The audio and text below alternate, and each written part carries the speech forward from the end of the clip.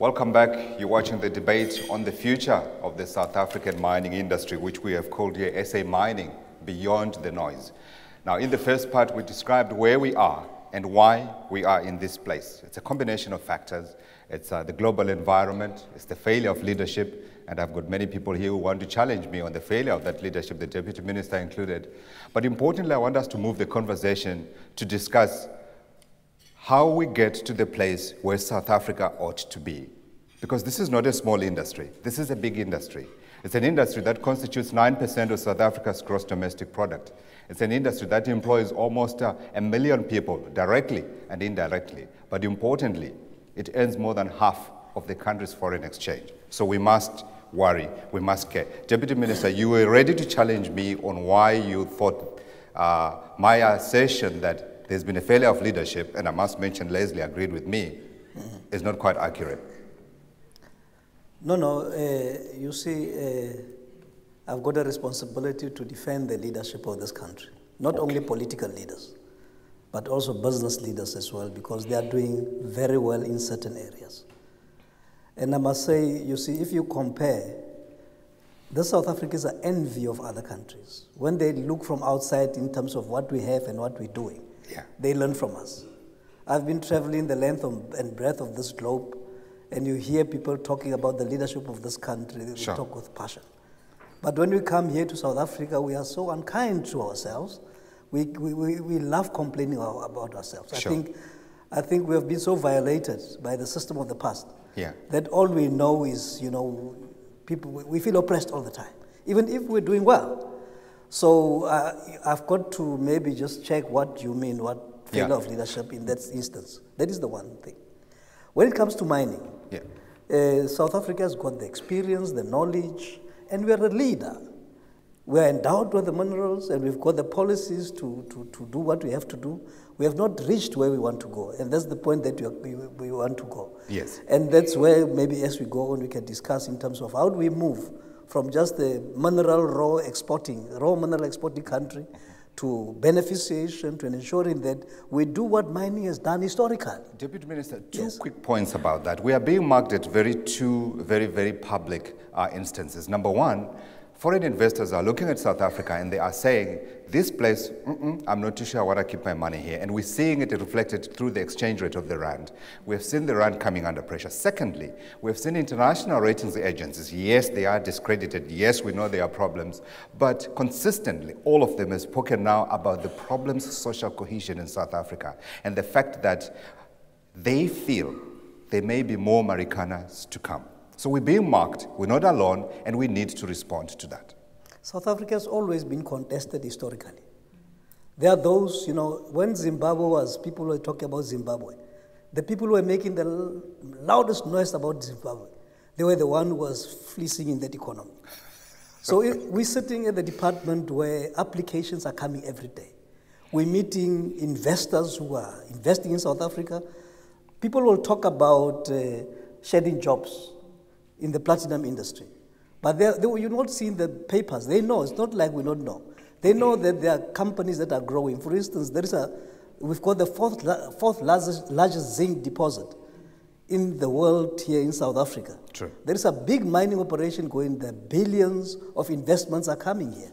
So I'm not uncomfortable with the position of South Africa. I'm admitting here that we can do more, we can do better, and we are striving towards that. I'm very comfortable. Leslie does not look too comfortable. I think he's ready to jump. I'll maybe just throw out to the Deputy Minister that, as you correctly point out, we are a world leader in mining. We've got some of the largest deposits in the world.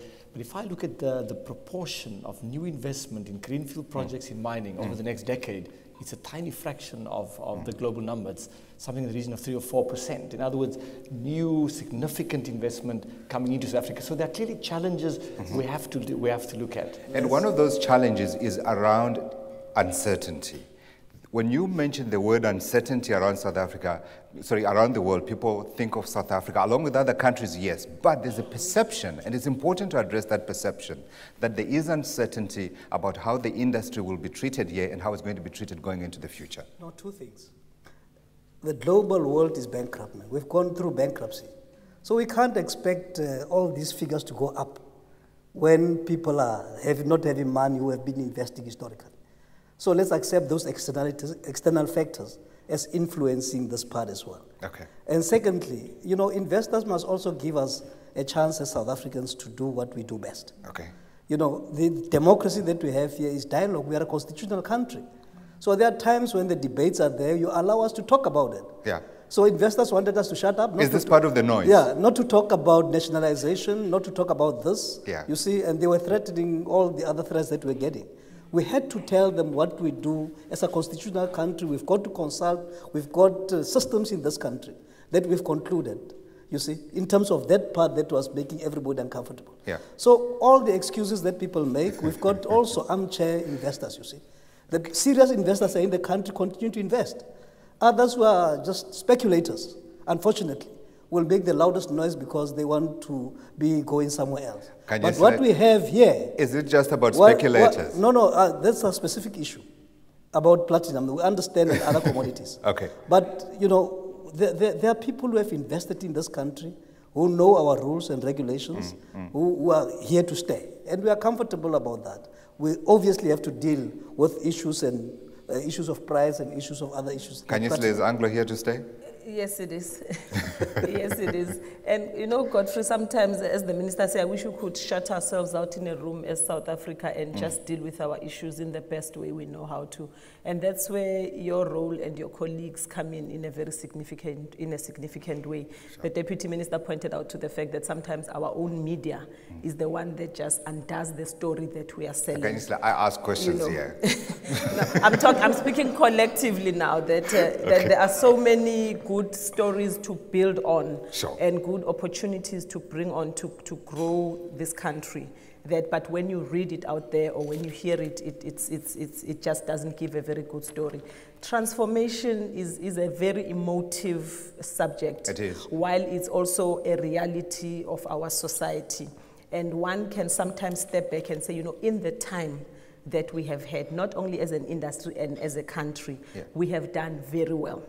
Very well, Khanyisile. Would you dare market put a percentage on it? I like to work with numbers because you know what happens with us journalists is if you don't put a number, you easily get accused of, just, lumping everything and in generalities. So I like to work with numbers. Would you put it in, would you mark the industry in terms of how much it has done? Because I know Bridgette is very unhappy sitting over there. Can I give you some numbers? You see that... Sorry, the Deputy Minister is ready to defend the gross the fixed industry capital formation of mining industry increased from 18 billion from 2004 to 69 billion in 2001. Threefold increase in foreign direct investment in mining industry from 112 billion in 2004 to 389 in 2010. I can go on. The growth, employment has grown, etc. I can go on and on about how we're doing well. So if the question says to us, listen, we're doing badly, how did we come here? And we feel, sometimes the perceptions out there are that we're doing badly because that's what the media always punt, to say that's what we're doing. And I can tell you that I think that we can do better, but we're doing well. And Godfrey, even if you go deeper into the ownership that Bridgette was talking about, if we have to start drawing up a list of black entrepreneurs like Bridgette who have become empowered during the process of transformation in these 8 years, we have a good list of that, and some of them are sitting around this table. Now, is it enough? Should it have been better? And I think a criticism of black economic empowerment in the past 5-10 years or so is the fact that you could see the results at a certain level individually, but you could not see the results within the filtering community down. But then you brought in broad-based economic empowerment, where you had to look at other groupings, you had to look at women, you had to look at youth, and the mining charter even went further. I don't believe any of the other transformation charters went so much into the community like the mining charter did. So to say that the policies were in place and it was now to start implementing, and we have not gotten there yet. And I mean, we would acknowledge, even as a mining industry, that there's still a lot of work to be done, because you can transform at an ownership level, but if the managers are still the same, if the people who are running that, and that transformation, uhuru, has not happened in their head, then you filter it down. I think I would not be sitting here if it was not for transformation. You know, people don't want to acknowledge a lot of times to say some of us are beneficiaries of transformation. And unless we acknowledge that, but then also recognize that we need to filter it back and filter it down so that it makes a difference where it should be, where it really should be happening, not only in our companies, but also in the communities around us, so that many people can benefit from it. Bridgette, have your say. All I want to say, let us be guided by the facts. We spent a lot of time doing a research, okay? I was one of those that designed the charter, the scorecard, and the mining legislation. And when I sit here today in 2013, the facts of the matter is that you only have 2.7% historically disadvantaged South Africans as owners. Those so-called black companies that have been benefiting from South Africa are not unencumbered in net value. And for as long as the ownership profile vests in the hands of foreigners, South Africa Pty Limited has not been transformed. Is it not a process, Bridgette? Does it not take time to get these things working? How long does it take? It's 19, from in April, whenever next year, it will be 19 years in our democracy. How long does it take? How long does it take for meaningful amount of people to be at least participant in the ownership profile of this country?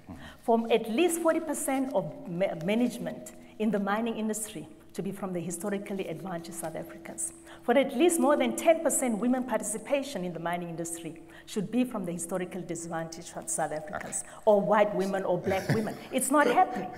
Okay, what is happening? Let me tell you what is happening. When I drive from my home in Johannesburg and I go to Steelport or anywhere where we have invested in mines, I see what is happening. Government has introduced roads, there's cell phones, there's electricity, and you have RDP homes. But as soon as you get to those mines, it's in the profile where the rural communities are still living in those shacks, where the workers now who have their hands are being victimized by the mechanization of the operation. Because you know why? We give our MDs and CEOs this kind of income.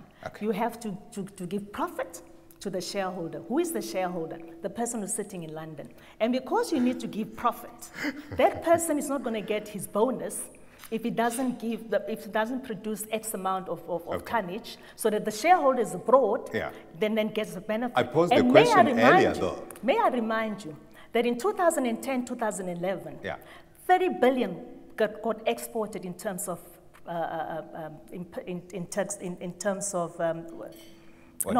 dividends. And 10 billion the government got in terms of taxation. And the government then channeled that money back into the population. Then today, I sit here. Can we just... Before you come into Deputy Minister, Leslie is jumping in a bit to say a bit. One or two things I want to respectfully disagree with Bridgette. I think it would be very dangerous if we, paint sort of crude dichotomy between, foreign ownership versus local ownership. We shouldn't for 1 minute suggest that foreign ownership, and may I remind you that almost 40% of our Johannesburg Stock Exchange is owned by foreigners, and that's also reflected in the mining industry. It's not that foreign is bad and local is good. We have to make sure that as we transform our domestic industry, that we continue to attract, because we need that foreign capital, otherwise there won't be an industry to empower. That's the next part. We have to create, and we'll come to, I'll make some suggestions with regards to a specific plan, but we have to create an environment that is focused on the long term. This is a non-renewable resource. For this industry to be competitive, we need to have a 20-year long-term horizon, against which I think it's very important to backdrop the development plan which the government has just adopted. We now have in South Africa, for the first time really, a 20-year economic and political vision of where South Africa is going. The National Development Plan. The National Development Plan. So I think we now have the framework, the bedrock against which we can design policies for the industry. But more importantly now, we need a set of short-term, a package of short-term measures to deal with the industry, because there are, and I wouldn't just call them crisis, challenges, Minister, I would call them crisis elements in the industry. There will be more job losses in the platinum industry, Minister, Deputy Minister. The Anglo platinum numbers are obviously shocking. They're very large, but there are unavoidable external contexts that will impact on the industry in a negative way. So it seems to me that we need to go back to establish a kind of crisis committee for the industry, as we had, by the way, in the gold mining industry. As you know, there were massive crises in the mid-90s. Up to 100,000 jobs were lost in the industry then. You're introducing another word that's important here. The Deputy Minister earlier spoke about being comfortable. Now, you are saying there's a crisis here. Now, how do we get government and the private sector to see things the same way? Industry speaks of crisis. Deputy Minister, you're saying South Africa is doing very well and you're comfortable. No. Two things. One, South Africans should start presenting the same facts, because it depends where you stand. Deputy Minister, if there are 14,000 jobs being lost, that's a crisis. No, the 14,000 jobs are not lost. They are still, those workers are still with Anglo Platinum. They are not lost. We are debating. You can't fire them. No. They were saying, there are processes that are taking place. You see, we elevate things to, we exaggerate sometimes. You see, but the point I was trying to make, just in terms of cool heads, we've got to start reading from the same facts. How do we get to there where we begin with the same things? Reading from the same facts, one is that we're sitting as a department looking facts globally in terms of what is happening. The Chamber of Mines look into their members and say, these are the success factors that we have. We have gone beyond compliance. My sister has just also said, from where they stand, they've got other figures. I think that's where the first problem lies. And we've agreed that we've got to start coming together and looking into reading from the same facts. One. The second thing also, it depends from where you are. I've also traveled South Africa to different mining companies. Yeah. Some of them are doing extremely well, I must say, in terms of compliance with our laws, in terms of the charter, etc., because we've got a contract, a 10-year contract with this mining industry to say thou shalt transform. You see, and next year we're busy. Some of them are running around now because, we like South Africans, we buy tickets at the last day, etc. In terms of transformation, we also want to do quick fixes. You see, but we have been saying this has got to be a systematic transformation agenda. And we are reviewing as we go from time to time. So it's not a lost case, but we can do more. We can do much more than what we did. Godfrey, all I can say quickly, we've got a minute. I'm just speaking from facts. Yeah. I'm a miner. I used to build mines. Have you not done well? No. In terms of me? Yes. Well, I've created diversity. You've done well. No, wait, I have done well. So Bridgette, I have done well. The point I'm making, Bridgette. I have done well, but I don't you want others to do as well as you have done. 50 million people in South Africa. I have done well. And why did I do well? Because I started in the mid-80s. Okay. And why did How many I do years well? has it taken you? Because I started as a contract miner. How many years? I mean, more than 26 years so I've been in this industry. Yeah. So it took you more than 2 decades. But the reason why I'm saying, for as long as you find that the majority of the people are not part of the economic benefits of this country, the Marikana that's the challenge. Nonsense will continue to happen. I think so. But also, yeah, Minister, please. I'm just saying, you're sitting here.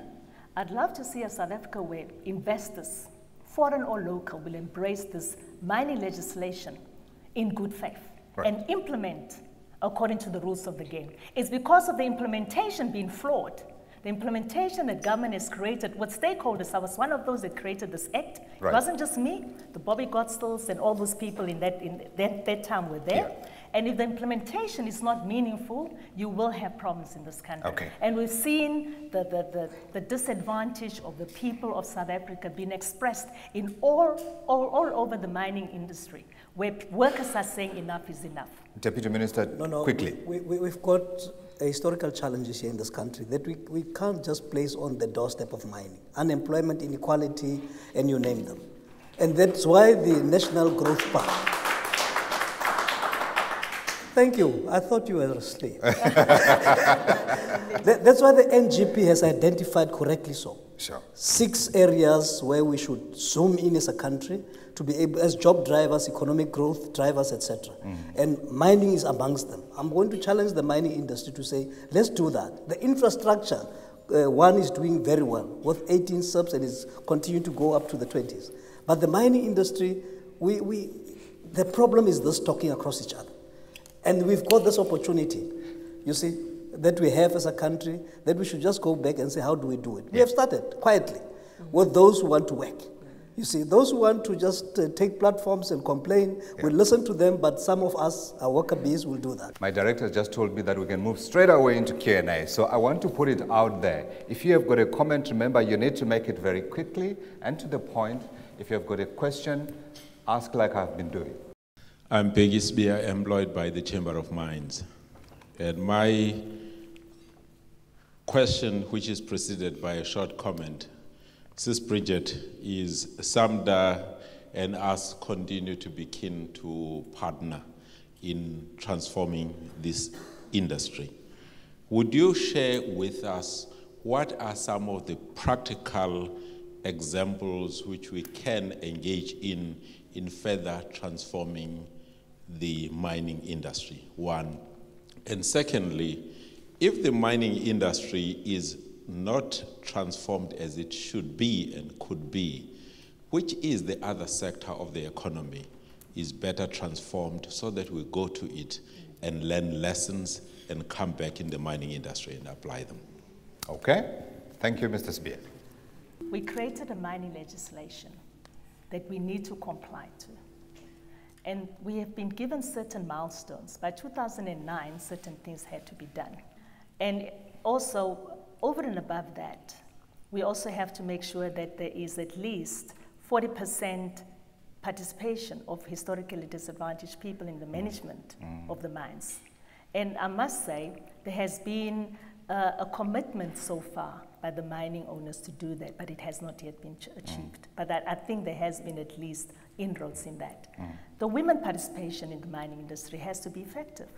But more than ever, it's not fair that mining producers who are small-scale or junior miners cannot get access to Richards Bay Coal Terminal, because in that terminal, only a few have access. We have collectively, with the Chamber and other stakeholders, managed to give access to 4% of Quattro participation to HDSA. Right. And after that, we then increased phase 5 in the Richards Bay Coal Terminal to another 9%. But we are oversubscribed. So you find that if you own a coal mine, you cannot export your coal because you don't have enough entitlement at Richards Bay. Yeah. So hopefully together, Becky, we must continue to lobby government so that we can get access to another port that can enable those producers that have not been given access to Richards Bay to be able to export their coal and not subject their investments to becoming white elephants. And beyond that, beneficiation. Beneficiation can create a lot of jobs. When we did, in terms of research in beneficiation about in 2009, we found the beneficiation of just 34 companies was 98 billion rands, of which 10% of it was in the hands of HDSA. Right. So if we beneficiate, we are able to increase that kind of thing. Okay. And also, you know, procurement. If you procure, no, that was actually procurement, not beneficiation. 98 billion was for procurement, of which 9.8% of it was in the hands of HDSA. Okay. And beneficiation is very important. If you look at the strategic minerals that government has been implementing in terms of the 11 strategic minerals, as strategic minerals, if we can continue focusing on those strategic minerals, to try and address more jobs and more employment opportunities, then we can collectively together. Sure. My problem here. Thank you very much for that comprehensive answer. Some of these things we have been saying for many years, you see. And when we leave platforms of discussions, we continue in our old ways. That's one of the problems that we faced with South Africa. We've had many summits, we've got mining in Dabas, we've got discussions. It's the implementation. But when we leave, we continue with our lives. Since Bridgette was talking about this law that we were all excited about. You know, I was part of the Committee of Mineral and Energy then that debated this law for many years. Spent 10 years in that committee with other colleagues who are here. And this law is owned by the mining companies, the junior miners, and everybody else, because everybody participated there. The crafters of that legislation was this Parliament of South Africa. Okay. You see, that gave this thing to say, South Africa, you shall do this. So that is the one thing. The beneficiation debate is as old as mining. You see, it needs commitment. Not just and resources. And resources. The constraints that we have. And skill and expertise. And, some of those we have. Some of them we have. It's not to say that, this whole notion that South Africa is so unskilled that we are hopeless. It's not true.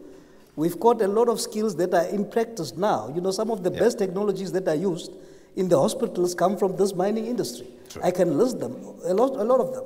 Okay. The technology, some of the technologies that are used internationally come from this country. Our intellectual property is so, it's taken out of the country, and we have paid as the taxpayers for some of those. There are a lot of other issues, leakages that happened in the system. We need to nurture it. We need to nurture it, etc. And even though I respect debate and dialogue and so on, I think we should zoom more into working. Okay. You see, and there are teams, I'm glad to say, they're happy to say that there are teams that I've seen working on the beneficiation agenda to say this is what we do, etc. Because we've been talking. For a long time. For a long time. My first speech in Parliament in 1994 was about beneficiation. Okay. So we need to stop talking and start implementing. There was no commitment then. It's only in 2010, or last year actually, that this government adopted beneficiation as a policy.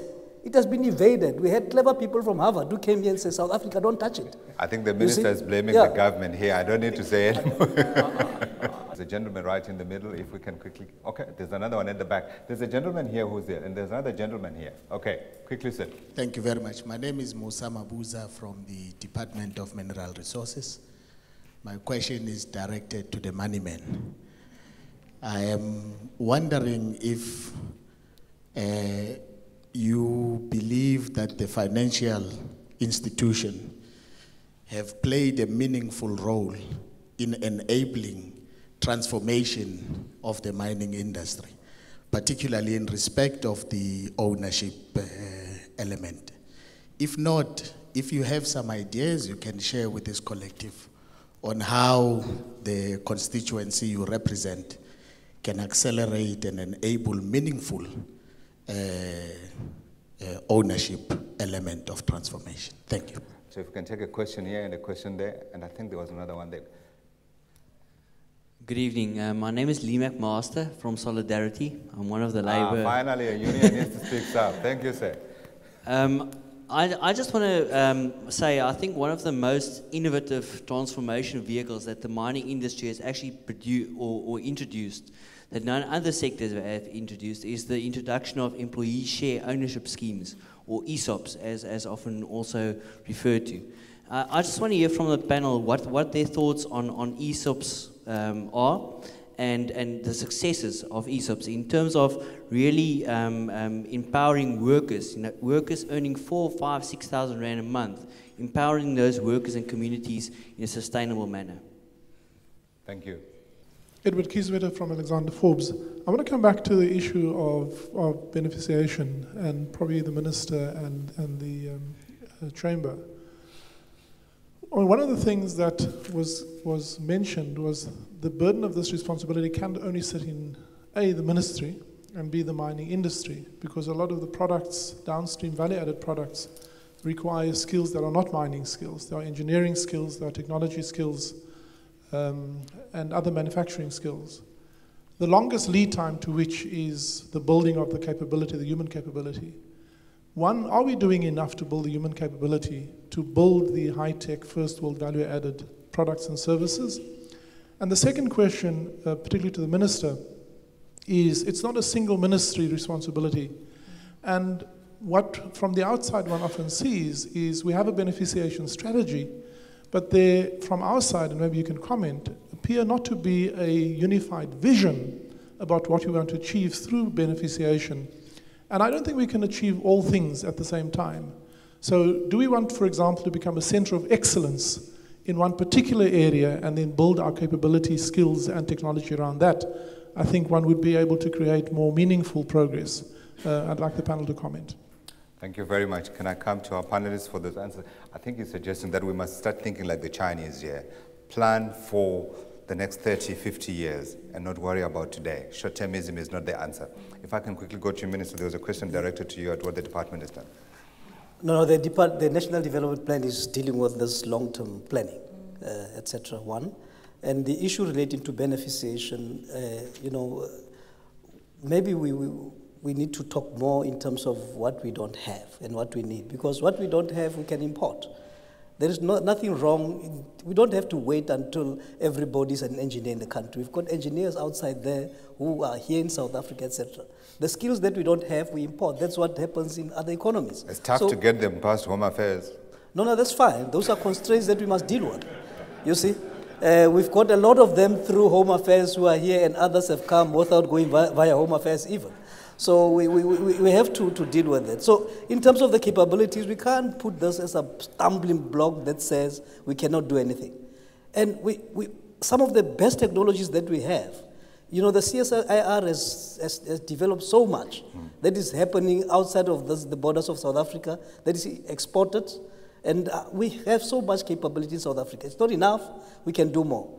The AutoCADs, part of the factories are closed because of economic factors. It's not to say we don't have the skills to do the job, etc., etc.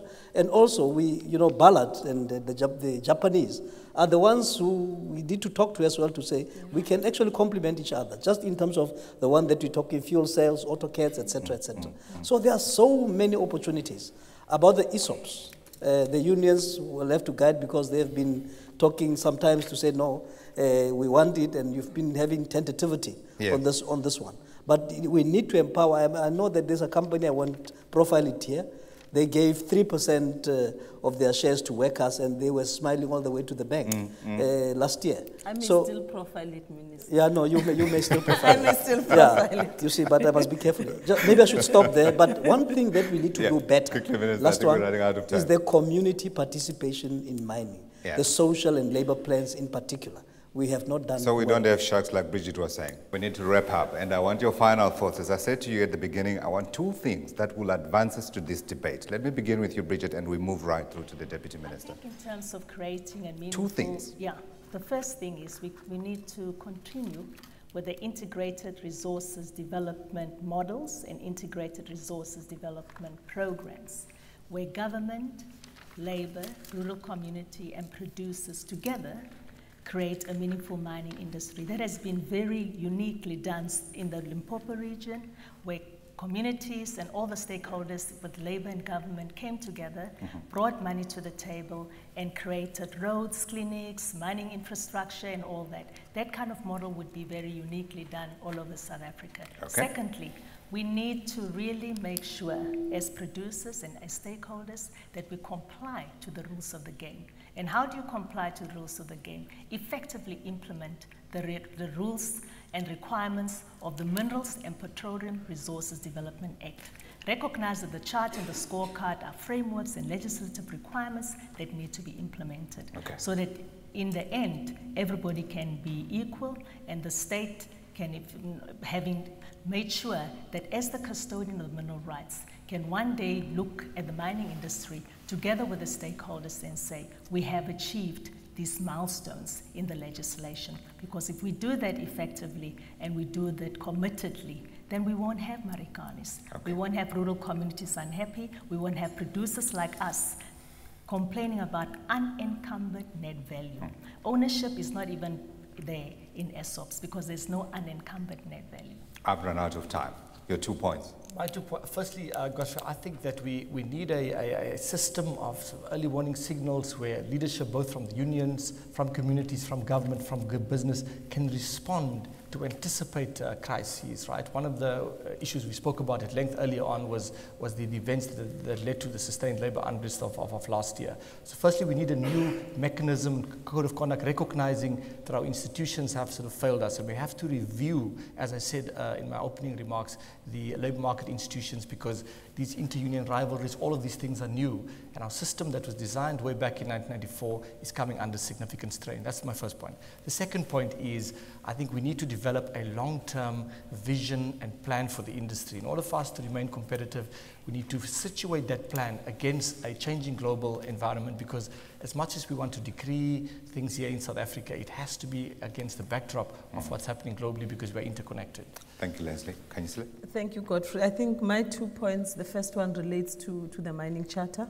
you know, that we need to acknowledge that the mining charter is very key in encouraging transformation, and we need to highlight the need to engage constructively. I think we do have a tendency of developing frameworks and having the very good principles in place, but we tend to slow down when it comes to actually seeing them through. And that is one that I think is very important for us. And if we can take that away, that would be very key for us. Sure. And my second point really relates to the relationship and the interdependence between transformation and competitiveness. You know, I said earlier at the opening that unless we transform, we will never be competitive. And equally, if we're in a non-competitive environment, transformation becomes very difficult. And as an industry, we need to take that into account, but also partner with our stakeholders, with government, with our labor unions, to just create that environment that enforces us to strive and transform. Thank you, Khanyisile. Our problem is an economic problem, socio-economic problem. We will not solve the problem by just trying to make things look good. We've got real problems of poverty in this country, unemployment, inequality. That's the issues that we've got to deal with meaningfully. But they won't go away tomorrow. Having said that, we've got to stabilize the mining industry, deal with issues of collective bargaining. Inter-union rivalry is not new. It's as old as the 1973 double strikes. Right. You see, so that one is not new, but we've got to deal with it, stabilize it, and ensure that we clarify the issues. Okay. Growth in the industry, in terms of growing the industry, there is potential in terms of the new growth plan. We must zoom into mining. Beneficiation is a pillar of growth. We must go in that one. But the health and safety of mine workers is key. That we must emphasize to say that if you can't mine safely, then you must stop mining. Thank you very much. Thank you very much. And I think, ladies and gentlemen, we have to come to an end. Unfortunately, our time has run out, but this conversation must continue, and necessarily it must be an honest conversation driven by the national interest. And I must say the message that I take out of all this is that we need each other, and there needs to be a dialogue, an honest dialogue that looks at the central theme, which is to create jobs, which is to create value for the country as a whole, if the mining industry in South Africa is to survive. From all of us here, good night.